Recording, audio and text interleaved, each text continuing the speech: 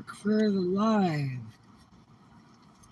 All right, so uh,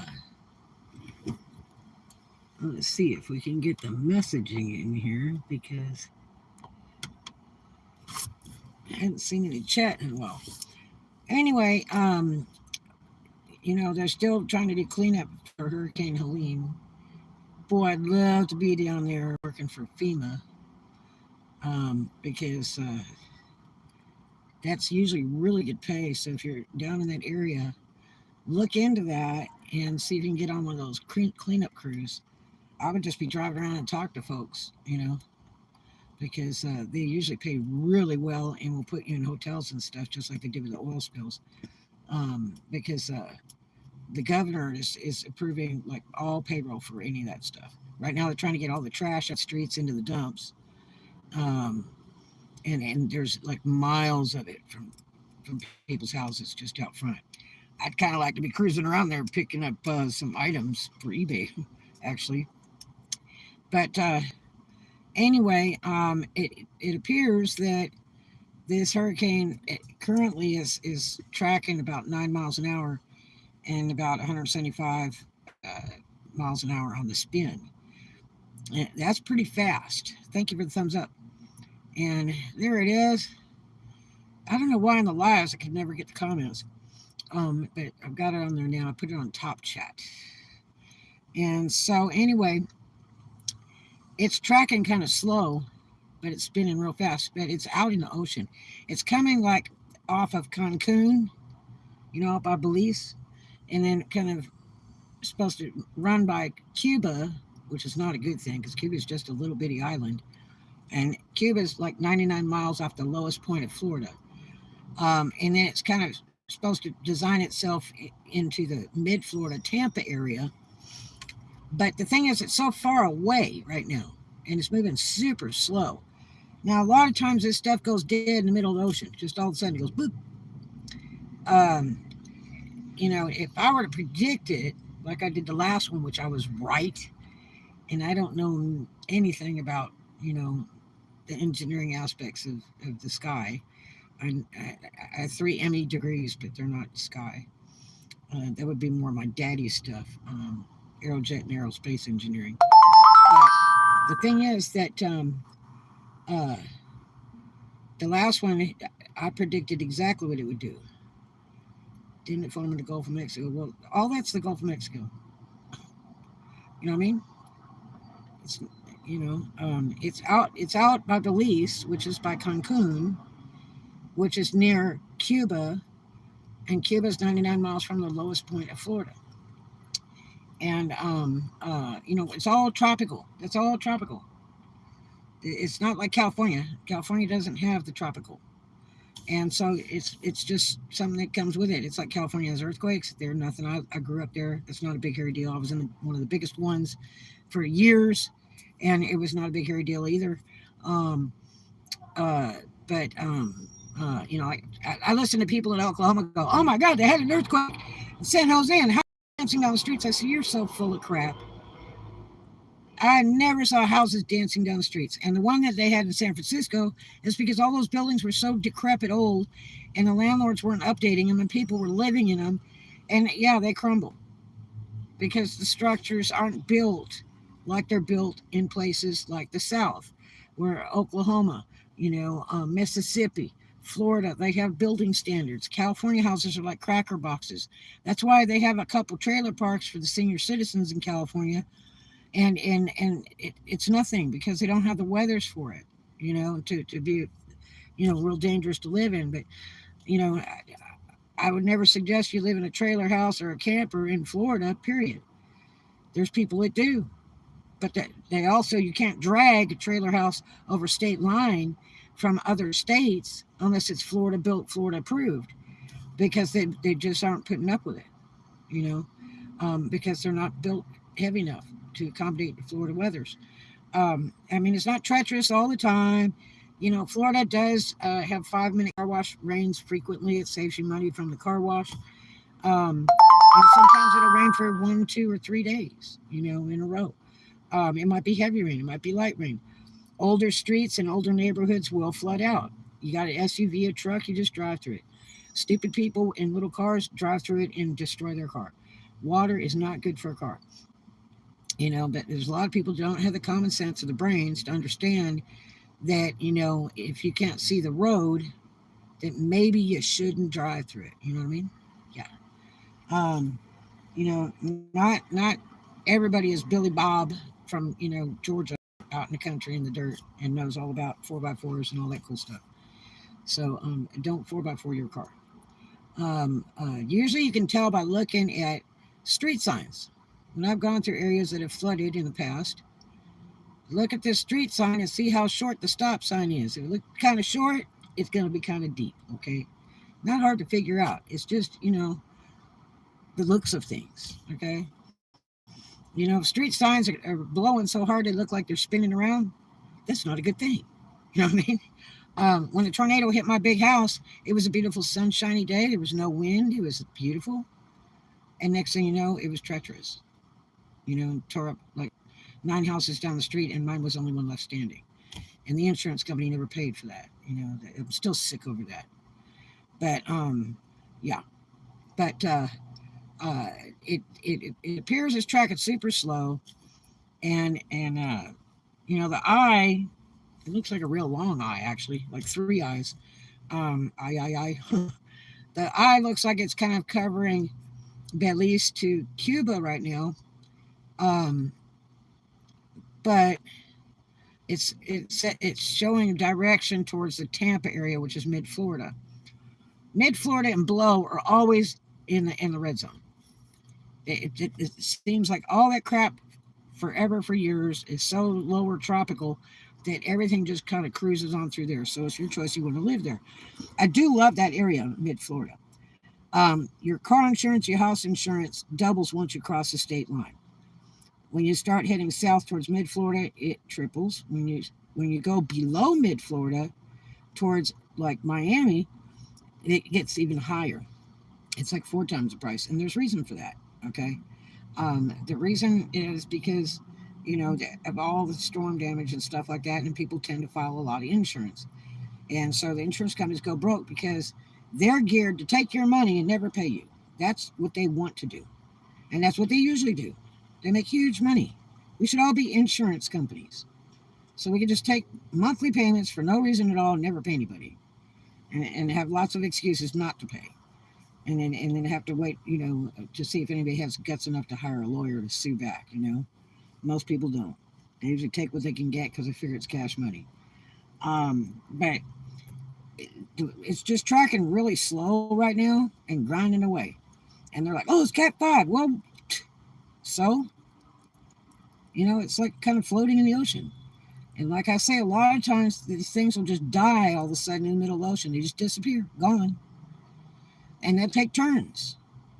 And usually, when they come up through that area, which is repeated, it goes like for a season generally, and then it kind of does it all year round. But usually, it tracks east and then north. And so it'll generally, cruise up through Jax and then, up to the Carolinas and Georgia and stuff like that and tear a bunch of crap up there.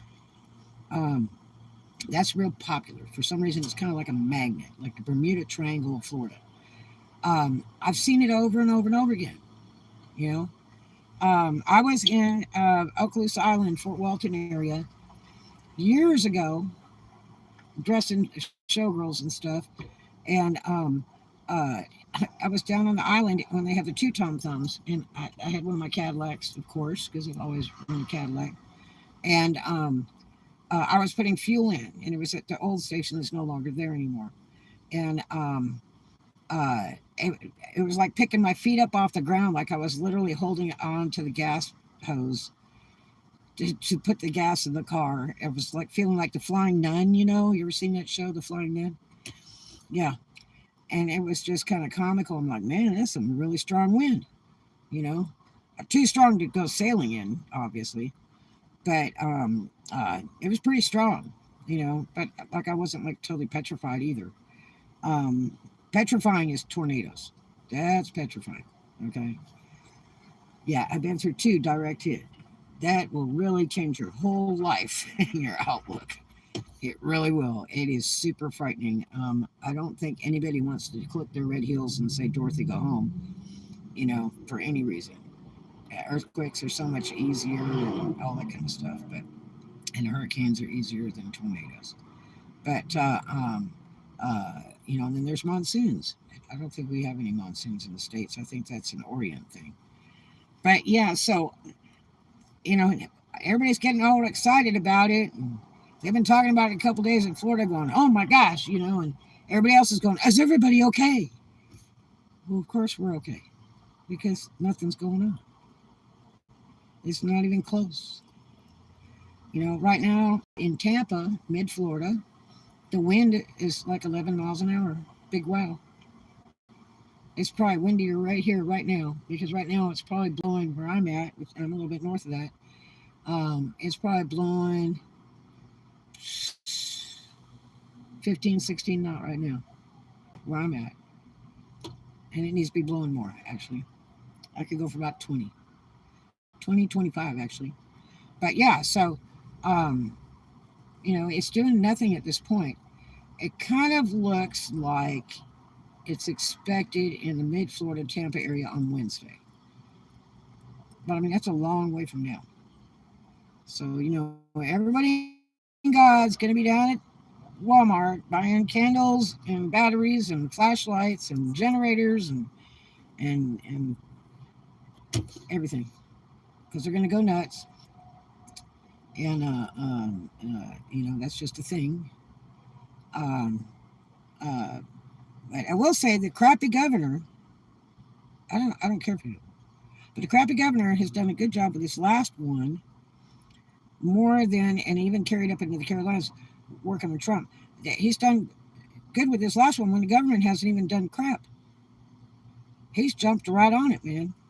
Impressive, oddly impressive. But,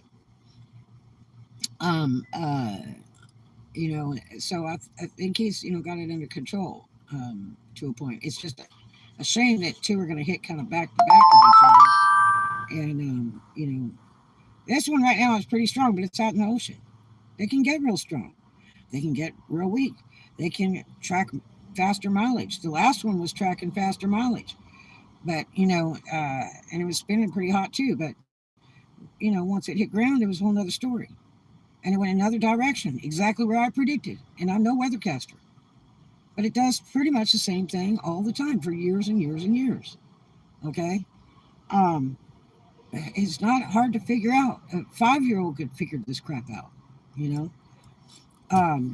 It was like I was telling somebody today, I was like, yeah, when they boarded up the flipping auto parts house out there at Eglin Air Force Base, I think it's AutoZone, I went up there and they were boarding the whole damn thing up. And I'm like, why are you wasting all that good wood? Oh, this hurricane's coming. I said, hell, it's way far away from here. And you don't even know it's going to show up. Oh, no, it's coming right here. It's going to be really bad. It is pure dangerous, I'm just telling you. Don't get worried until it's about 20 miles from land. Then start thinking. But, and the first thing you want to do is get fuel before they raise the price, because they always do that. They'll raise the price, and then everybody's filling up everything they can find to put fuel in, and fuel goes bad after so many months. It turns to kerosene, and then whatever you're using to start it up, it turns to trash when you start it up with kerosene.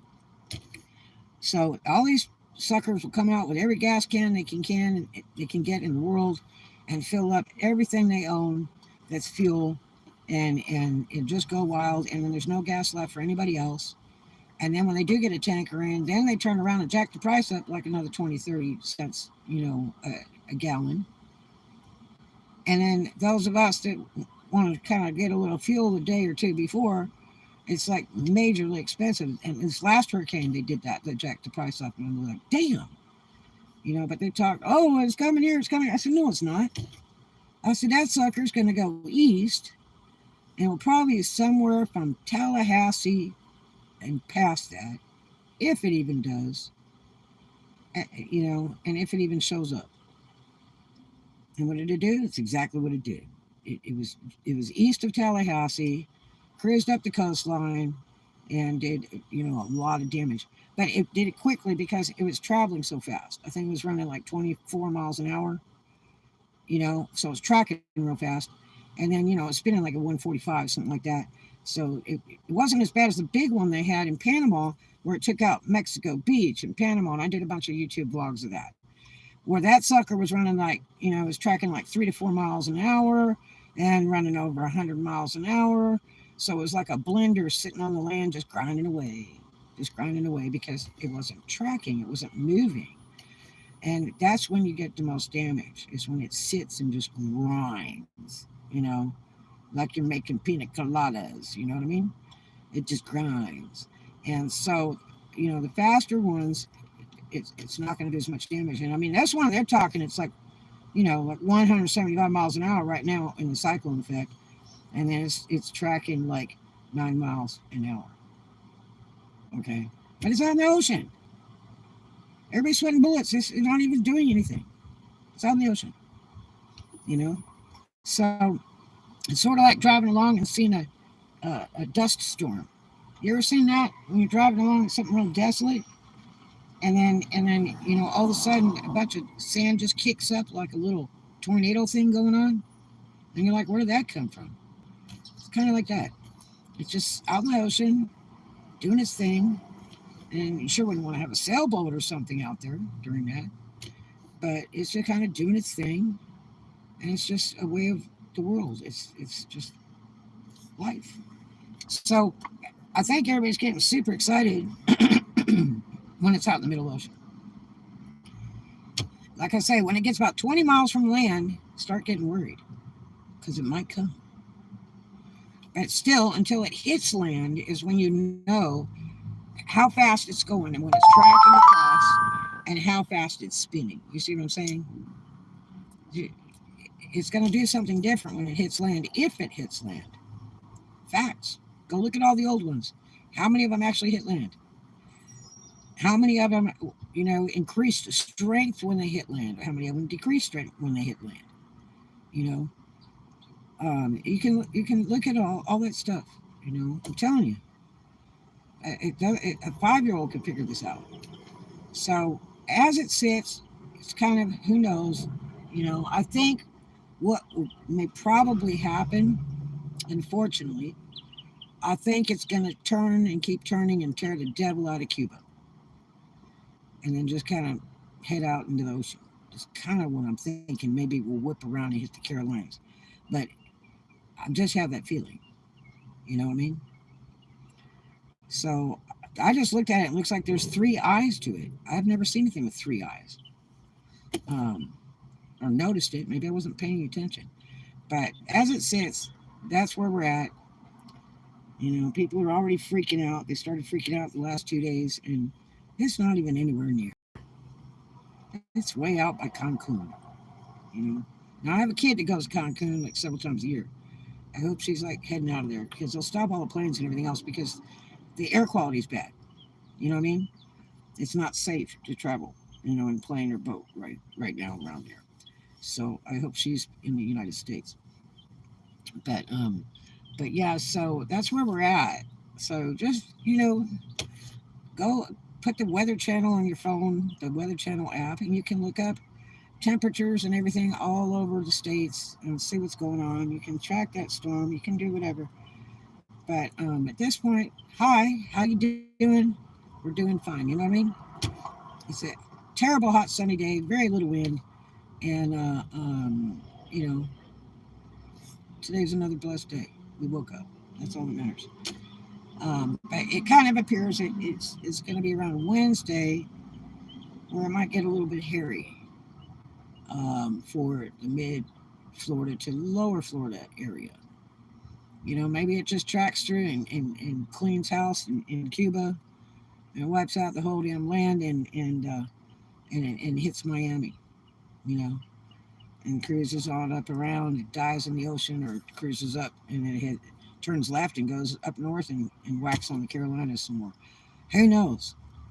They're still trying to clean up the messes over there from the previous hurricane, that Hurricane Helene. Oh yeah, messy poo poo. Eek. The flooding. Oh my gosh, they're talking about some pretty serious flooding in the um, Cape Coral area. Mid to lower Florida area. More near Miami and all that. They're talking about the waters have already risen quite a bit, and that they're supposed to come up pretty high. If this hurricane makes it through there, because you don't know if it's even going to show up. Um, yeah, there's already screaming Cat 5. Well, it's in the ocean, okay? Don't sweat any bullets over it. Now, if I resided in mid Florida or lower Florida, I would definitely consider um, checking on the whole thing tomorrow and then evaluating it to see how direct hit it may come, and then I would just get in the car and drive and head north. I would go northwest and go drive about 2 hours and get a hotel. That's exactly what I would do. Okay, that's exactly what I would do. That way you have your car, you have you, and everything, and don't even bother taking a plane because they'll cancel those planes pretty quick. If they think it's going to be freaky, they're going to stop all the plane flights, and that just messes everybody up. But again, the air quality, you really don't want to be flying planes, sailing boats in hurricane tornado weather because they can pop at any time. You know what I mean? So, again, friends that are in mid Florida and lower Florida, fill your gas tank today before they start jacking the prices up and everybody takes all the gasoline because they're all paranoid. And, and then there's no gas left and you're waiting on tankers. Don't wait. Fill your whole gas tank. Borrow the money, whatever you got to do. Fill your gas tank. Okay, so you're ready. So you can get in that car and you can rock and roll. And you don't want to leave the last minute because then there'll be so much damn traffic, it'd be like hell to get out of there. But, mid Florida people, if you think that sucker is about 20 miles from land and it looks pretty hairy, it's time to go. You see what I'm saying? It's time to get in that car, grab your valuables, and lock her up. Turn your Ring doorbell on, your video cameras inside and out on, and hope you got a generator that's automatic. Those are really nice. I have several friends that have those where they automatic start when there's power failure. And then head northwest, drive northwest, 2 hours, get a hotel. Right now, hotels are pretty reasonable because it's not the spring rates, and tourist season rates. It's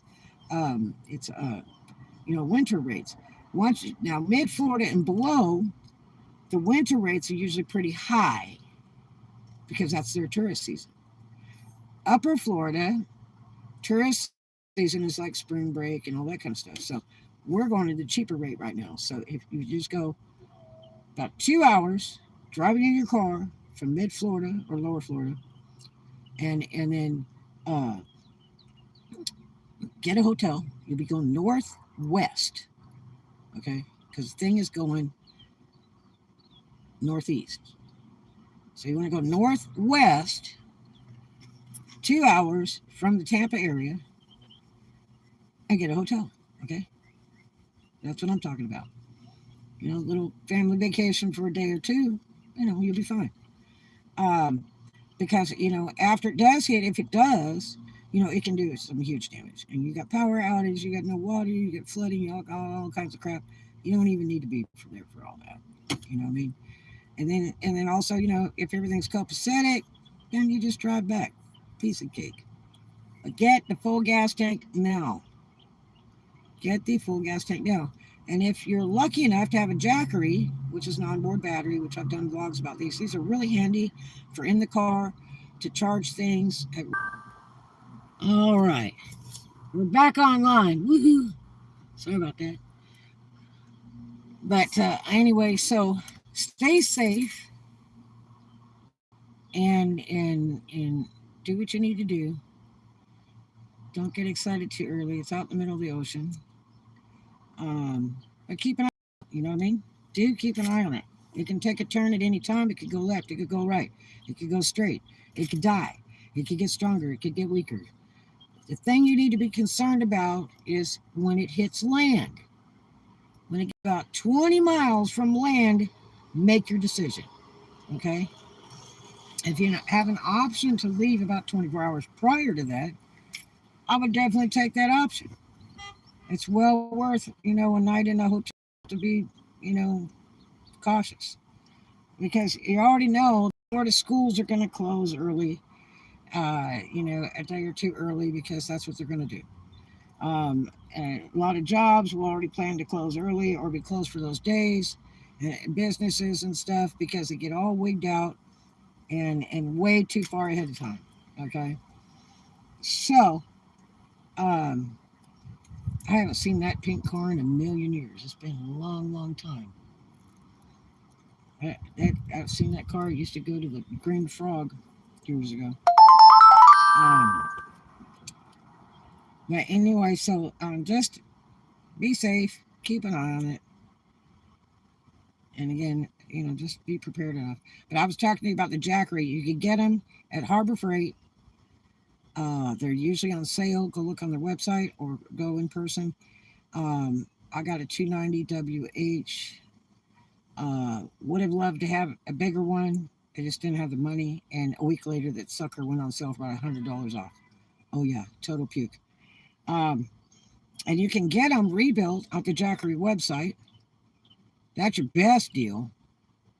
Is to go get the rebuilt ones because they just install a brand new battery in there. Because the batteries on a used one, every time you charge it, it's just a car battery. It weakens it. Um, but the rebuilt ones, they put a brand new battery inside it, and it's like a brand new one, and you save like 1/4 of the price. Um, the bigger the one, the better, because the big ones, if you get like a 400 and up, the big ones can literally like power a refrigerator in your car, a little refrigerator in your car, or other things quite easily. And you can also use it at your house.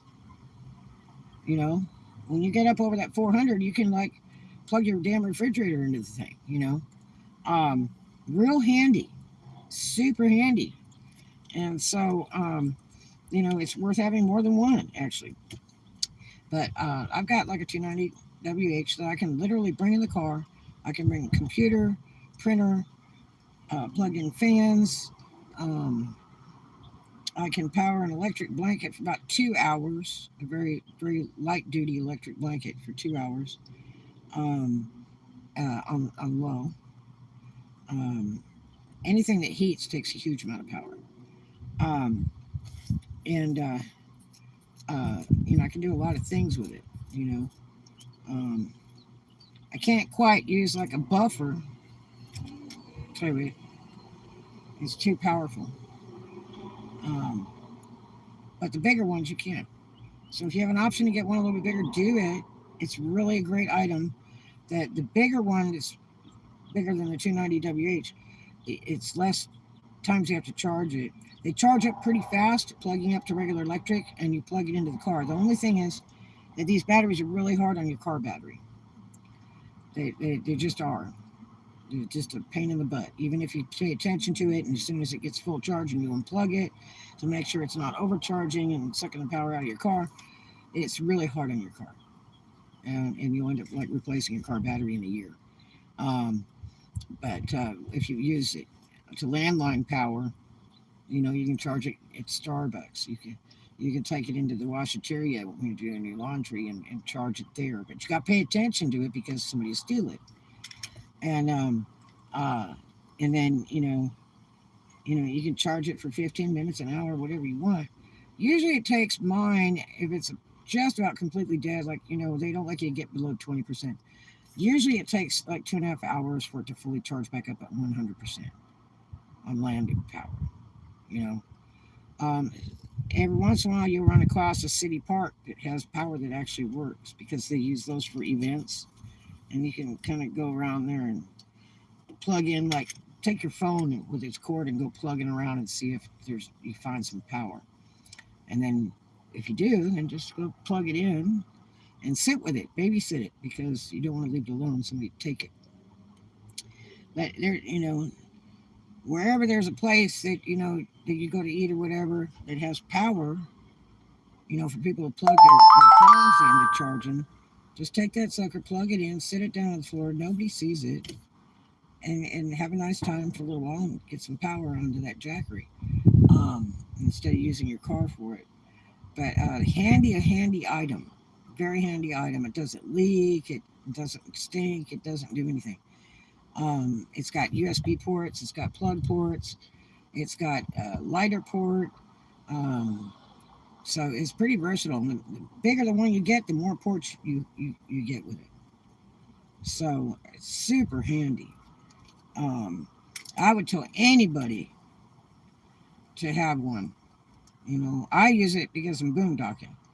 But I would tell the average Joe to have a jackery. Very, very handy item. I remember my friends out in Tampa, we were talking back and forth on the phone, and all of a sudden their phone went dead. And I said, "Oh my God, they must have died in that hurricane." Well, the phone was dead for 3 days because there was no power anywhere. You know, and if they'd had a jackery, they could have had power. Because even the smallest one, you could be charging the devil out of car phones all day long. You know what I mean? You can power up little tiny fans from Walmart. Easy. Easy, because they don't draw much current. You know? I print shipping labels and run my computer with this thing. All right? And charge my phone all at the same time. And it hardly draws any current at all. I think my Nelco printer, label printer for shipping for eBay, I think it uses like 2 watts. 2 watts, yeah. And I run it the other day when I had 20% power left on the jackery. Yeah. No, actually, I had 14% power left on the jackery. But I had to print the label. Otherwise, I wouldn't have done it less than 20% because it's hard on it. But I just used 2 watts. I was pretty impressed. I'm like, man, only 2 watts? That's pretty cool. You know? So, handy item. Really well worth the money.